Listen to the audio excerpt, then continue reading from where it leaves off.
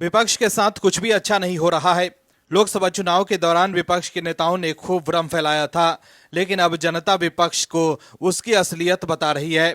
महाराष्ट्र से लेकर दिल्ली तक विपक्षी दल के नेता मुश्किल में नजर आ रहे हैं।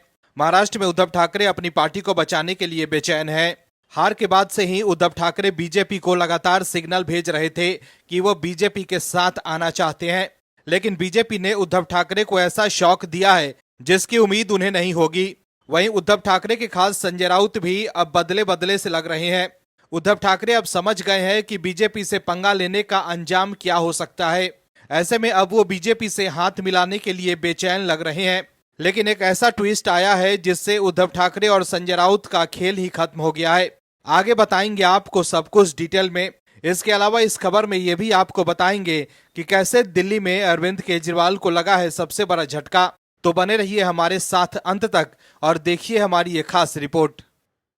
महाराष्ट्र में हार के बाद से ही उद्धव ठाकरे की पार्टी में कुछ भी अच्छा नहीं हो रहा है। उद्धव ठाकरे जो बीजेपी को धोखा देकर सत्ता हथियाने की कोशिश कर रहे थे, वो अब अकेले पड़ गए हैं। उद्धव ठाकरे के खास संजय राउत कांग्रेस पर निशाना साध रहे हैं कि कांग्रेस की वजह से विपक्षी गठबंधन टूट के कगार पर है, तो वहीं कांग्रेस के नेता भी उद्धव ठाकरे पर निशाना साध रहे हैं। वहीं अब उद्धव ठाकरे इतने हताश और परेशान हो गए हैं कि वो भी अब बौखला गए हैं। उद्धव ठाकरे की पार्टी के नेता भी अब उनसे नाराज बताए जा रहे हैं। ऐसे में अब उद्धव ठाकरे समझ गए हैं कि अगर ऐसे ही पार्टी में टूट होती रही तो और नेता भागते रहे तो एक दिन पार्टी में सिर्फ बाप बेटे ही बचेंगे। दर्शकों, उद्धव ठाकरे इस बार काफी परेशान हैं क्योंकि वो समझने लगे हैं कि लोग उनको ब्लैकमेल करने लगे हैं। वो समझ गए हैं कि अब बस पार्टी टूटने की कगार पर ही है। समझने की जरूरत यह है कि उद्धव ठाकरे ने जिस तरह से महाविकास अघाड़ी के साथ गठबंधन किया, वो जान गए हैं कि उनके खिलाफ उन्हीं की पार्टी के लोग हो गए हैं। इसमें सबसे बड़ा कारण यह है कि बाला साहेब ठाकरे के विचारों को त्याग कर उद्धव ठाकरे ने तुष्टीकरण की राजनीति शुरू कर दी। कांग्रेस के साथ बने रहने के लिए उद्धव ठाकरे ने हिंदुत्व की राजनीति को छोड़ दिया, लेकिन अब वो कहीं के नहीं रह गए हैं। अब बैठक में पार्टी के नेता उद्धव ठाकरे को सही रास्ते पर आने के लिए कह रहे हैं, तो वो तिलमिला जा रहे हैं।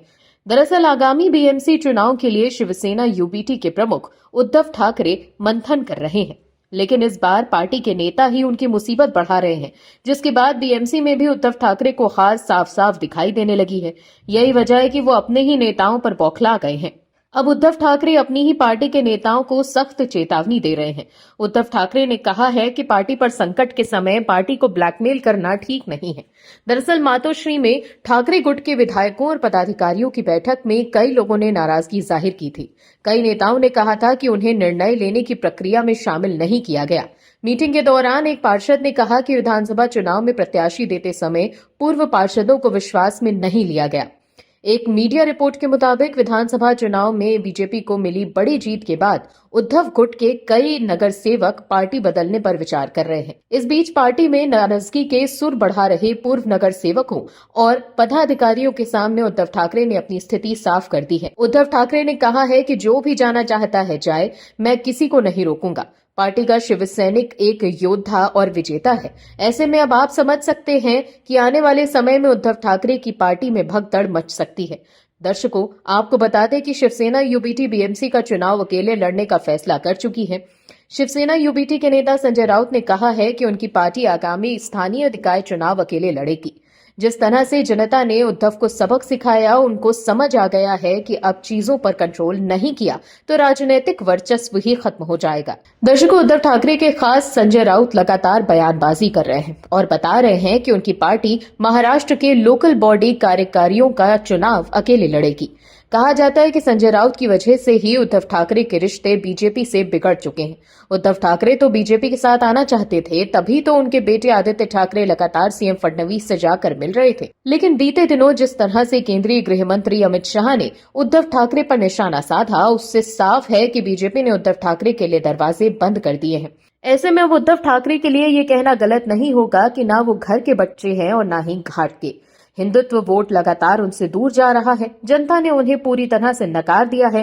ऐसे में अब उनकी राजनीति ही खत्म हो चली है, जिसकी वजह से अब वो मीटिंग में अपने ही नेताओं पर भड़ास निकाल रहे हैं। करारी हार के बाद उद्धव ठाकरे लगातार बीजेपी से नजदीकियां बढ़ाने की कोशिश कर रहे थे। उद्धव ठाकरे जो विधानसभा चुनाव के दौरान घूम घूम कर ये कह रहे थे कि या तो वो रहेंगे या फडणवीस, वो अब समझ गए हैं कि फडणवीस से पंगा लेने का अंजाम क्या होता है। ऐसे में अब उन्होंने सीएम फडणवीस के सामने सरेंडर कर दिया है। तभी तो सब कुछ भूलकर सामने से वो सीएम फडणवीस से मिलने गए थे। वहीं उनके बेटे आदित्य ठाकरे भी कई बार सीएम फडणवीस से मिल चुके हैं। दरअसल देवेंद्र फडणवीस को हराने का सबसे बड़ा संकल्प लेने वाले उद्धव ठाकरे को विधानसभा चुनावों में 20 सीटें ही मिली। नतीजों के बाद ये स्पष्ट हो गया कि हवा किस तरफ बह रही है। लिहाजा नागपुर में महाराष्ट्र विधानसभा के शीतकालीन सत्र के दौरान उद्धव ठाकरे अपने बेटे आदित्य ठाकरे के साथ सीएम फडणवीस से मिले। इसको शिष्टाचार भेंट कहा गया। उसके बाद से 3 बार आदित्य ठाकरे सीएम फडणवीस से मिलने के लिए गए। ये कहा गया कि अपने निर्वाचन क्षेत्र से जुड़े मसलों के समाधान के लिए उनकी मुलाकात हुई। इन मुलाकातों के बाद ये चर्चा शुरू हो गई है कि क्या एक बार फिर उद्धव ठाकरे और बीजेपी के बीच किसी प्रकार की डील हो सकती है। क्या दोनों ही तरफ से तेवरों में कोई नरमी बढ़ती जा रही है। कुछ लोग ये भी कह रहे हैं कि उद्धव और राज ठाकरे को एकजुट होकर शिवसेना को मजबूत करना चाहिए और बीजेपी के साथ मिलकर हिंदुत्व के अपने पुराने एजेंडे पर लौट जाना चाहिए। लेकिन महाराष्ट्र में राजनीति में नए समीकरण बनने के लगाए गए कयासों पर केंद्रीय गृह मंत्री अमित शाह ने एक झटके में विराम लगा दिया है।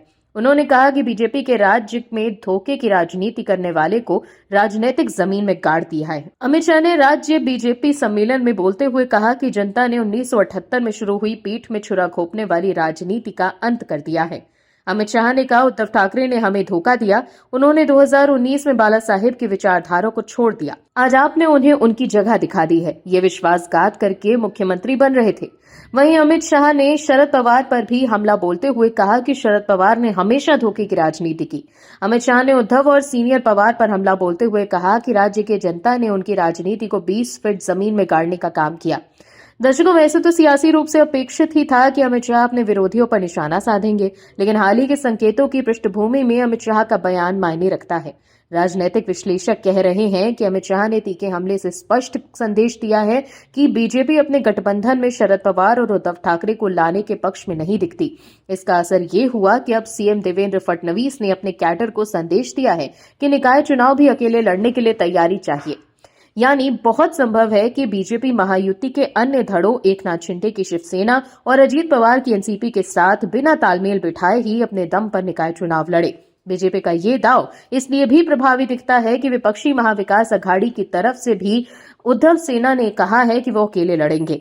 कहने का मतलब ये है कि अमित शाह ने शरद पवार और उद्धव ठाकरे के लिए वापसी के रास्ते बंद कर दिए हैं। साथ ही बीजेपी के लिए ये मैसेज है कि वो एकनाथ शिंदे और अजीत पवार के लिए भी ज्यादा भरोसे न रहें, एकला चलो की रणनीति अपनाएं और 3 महीने बाद होने जा रहे निकाय चुनावों में अपने दम पर लड़ने की तैयारी करें। यानी महाराष्ट्र में 3 महीने बाद होने जा रहे दंगल का गेम सेट कर दिया गया है। कौन अपना है कौन पराया, ये भी कैडर को समझा दिया गया है। ऐसे में उद्धव ठाकरे और शरद पवार के लिए अब सबसे बड़ी चिंता की बात ये होगी कि बीजेपी उन्हें तो अपने साथ नहीं लेने वाली है, लेकिन उनकी पार्टी के सांसदों से बीजेपी का कोई बैर नहीं है और आने वाले समय में उद्धव और शरद पवार की पार्टी के सांसद बीजेपी में शामिल हुए तो इसमें कोई हैरानी नहीं होनी चाहिए।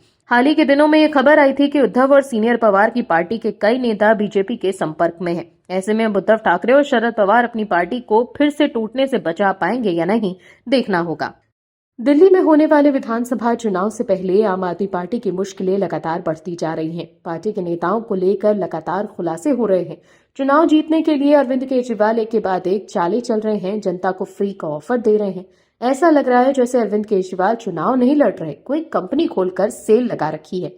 जनता को फ्री में ऑफर देकर ज्यादा से ज्यादा वोटर्स को अपने पक्ष में रखना चाहते हैं। लेकिन इस बीच केजरीवाल को सबसे बड़ा झटका लगा, जिसके बाद अब केजरीवाल भी तिल मिला गए हैं। केजरीवाल समझ गए हैं कि अब उनकी मुसीबत बढ़ने वाली है। दरअसल दिल्ली चुनाव से ठीक पहले अरविंद केजरीवाल को बड़ा झटका लगा है। बीजेपी की अगुवाई वाली केंद्र सरकार ने आम आदमी पार्टी पर ऐसे हथियार से वार किया है जिसका असर चुनाव में दिख सकता है। जी हां, गृह मंत्रालय ने अरविंद केजरीवाल और मनीष सिसोदिया दोनों पर मुकदमा चलाने की मंजूरी दे दी है। अब ईडी आबकारी नीति से जुड़े मनी लॉन्ड्रिंग मामले में दोनों के खिलाफ मुकदमा चला सकती है। केंद्र सरकार से ईडी को ये मंजूरी ऐसे वक्त में मिली है जब कुछ दिन बाद में चुनाव होना है। अरविंद केजरीवाल के खिलाफ केस दर्ज करने की ये इजाजत MHA की ओर से ईडी को मनी लॉन्ड्रिंग रोकथाम अधिनियम के तहत मिली है। दिल्ली की एक विशेष PMLA अदालत ने अरविंद केजरीवाल के खिलाफ आरोप तय करने पर ईडी को रोक लगा दी है। अरविंद केजरीवाल ने दिल्ली हाईकोर्ट का दरवाजा खटखटाया था। उन्होंने कहा था कि PMLA के तहत मुकदमा चलाने के लिए जरूरी मंजूरी के बिना भी ट्रायल कोर्ट ने चार्जशीट का संज्ञान लिया है, मगर अब कानूनी प्रक्रिया पूरी होने के साथ ही आबकारी नीति घोटाले में आरोपियों के खिलाफ आरोप तय करने का मंच तैयार हो सकता है। एक्शन लेने के लिए ईडी के सामने रास्ता साफ है। आपको बता दें कि इस मामले में CBI को भ्रष्टाचार निवारण अधिनियम के तहत अरविंद केजरीवाल पर मुकदमा चलाने की मंजूरी मिल गई थी। वहीं ईडी ने सुप्रीम कोर्ट के आदेश के अनुसार CRPC की धारा 197(1) के तहत अलग से मंजूरी मांगी थी। वहीं अब दिल्ली में चुनाव से ठीक 5 दिन पहले 30 जनवरी को स्पेशल कोर्ट इस मामले को उठा सकती है। जरूरी दस्तावेज पेश करने के बाद ईडी आरोप तय करने पर जोर दे सकती है। एक बार आरोप तय हो जाने के बाद अरविंद केजरीवाल और सिसोदिया के खिलाफ मुकदमा शुरू हो जाएगा। पिछले साल सितंबर में सुप्रीम कोर्ट ने केजरीवाल को जमानत दी थी। सिसोदिया को 1 महीने पहले ही जमानत मिल गई थी। देरी से शुरू हुए मुकदमे को देखते हुए सुप्रीम कोर्ट ने उन्हें राहत दी थी। अब अगर मुकदमा शुरू होता है तो बीजेपी चुनाव प्रचार के आखिरी मौके पर आम आदमी पार्टी पर और जोरदार हमला करेगी। ऐसे में भ्रष्टाचार के मुद्दे पर अरविंद केजरीवाल के जवाब देना मुश्किल हो सकता है। राहुल गांधी ने भी हाल ही में भ्रष्टाचार को लेकर अरविंद केजरीवाल पर निशाना साधा था। ऐसे में अब केजरीवाल चौतरफा घिर गए हैं। वहीं केंद्र द्वारा ईडी को कथित शराब घोटाले के मामले में उन पर और मनीष सिसोदिया पर मुकदमा चलाने की अनुमति दिए जाने के बाद केजरीवाल ने कहा कि वो दिल्ली विधानसभा चुनाव इसी तरह से लड़ रहे हैं। वहीं आम आदमी पार्टी ने अभियोजन पक्ष की टाइमिंग पर सवाल उठाते हुए कहा कि ये तब तय किया गया जब चुनाव नजदीक है। देश के इतिहास में ये पहला ऐसा मामला है जिसमें आपने अरविंद केजरीवाल और मनीष सिसोदिया को जेल में डाला है। दोनों को ट्रायल कोर्ट और यहां तक कि सुप्रीम कोर्ट से भी जमानत मिल गई है। 2 साल बाद आपने मुकदमा चलाने की मंजूरी दी और ये तब है जब चुनाव नजदीक है। उनका वही पुराना तरीका झूठे मामले दर्ज करना और आम आदमी पार्टी के नेताओं को बदनाम करना। लेकिन अब जनता सब कुछ समझ चुकी है।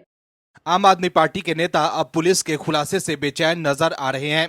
उन्हें लग रहा है कि अब क्या जवाब दें। दिल्ली पुलिस के खुलासे के बाद आप सांसद संजय सिंह भी तिलमिला गए हैं। दरअसल विधानसभा चुनाव से पहले दिल्ली का सियासी पारा अपने शबाब पर है। चुनाव से ठीक पहले एक बड़ा खुलासा हुआ है। दिल्ली के स्कूलों में बम की धमकी देने के मामले में दिल्ली पुलिस ने बड़ा खुलासा किया है। पुलिस ने दावा किया है कि एक बच्चे की ओर से फर्जी मेल और कॉल करके स्कूल को धमकी दी गई थी। पुलिस ने इसके आगे जो दावा किया है वो और भी हैरान करने वाला है। पुलिस ने कहा है कि जिस बच्चे की ओर से धमकी दी गई थी उसके अभिभावक एक NGO से जुड़े हैं जो अफजल गुरु की फांसी का विरोध कर चुका है। इसके बाद इस मुद्दे पर बीजेपी ने आम आदमी पार्टी की सरकार पर जबरदस्त हमला बोला है। बीजेपी नेता और राष्ट्रीय प्रवक्ता सुधांशु त्रिवेदी ने प्रेस कॉन्फ्रेंस करके कहा है कि पुलिस ने जो खुलासा किया है वो काफी हैरान करने वाला है। अब सवाल यह है कि उस बच्चे का इस्तेमाल किसी खास मकसद से राजनीतिक लाभ लेने के लिए तो नहीं किया गया। बच्चे के अभिभावक की गतिविधियां संदेहास्पद NGO के साथ रहा है। वहीं सुधांशु त्रिवेदी ने यह भी कहा कि इससे पहले दिल्ली के मुख्यमंत्री आतिशी के माता पिता ने अफजल गुरु के फांसी का जमकर विरोध किया था।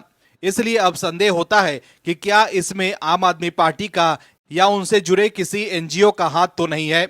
पूर्व CM अरविंद केजरीवाल को स्थिति स्पष्ट करनी चाहिए।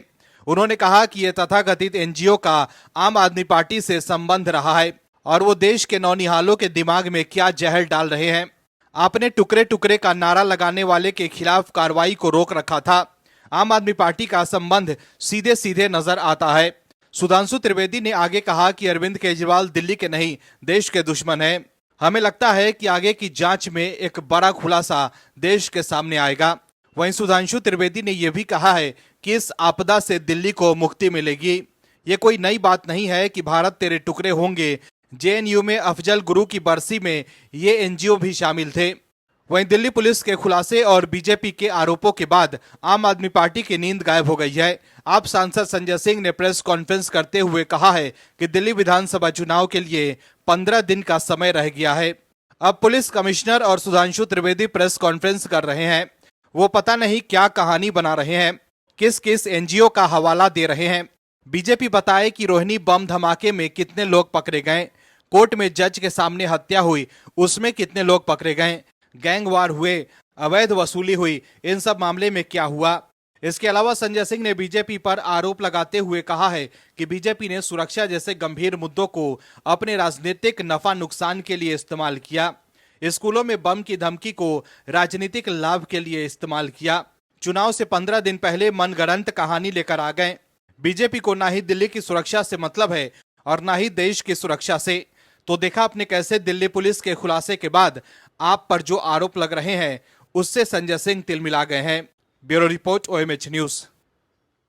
आप दर्शकों से विनम्र निवेदन है कि चैनल को सब्सक्राइब जरूर करें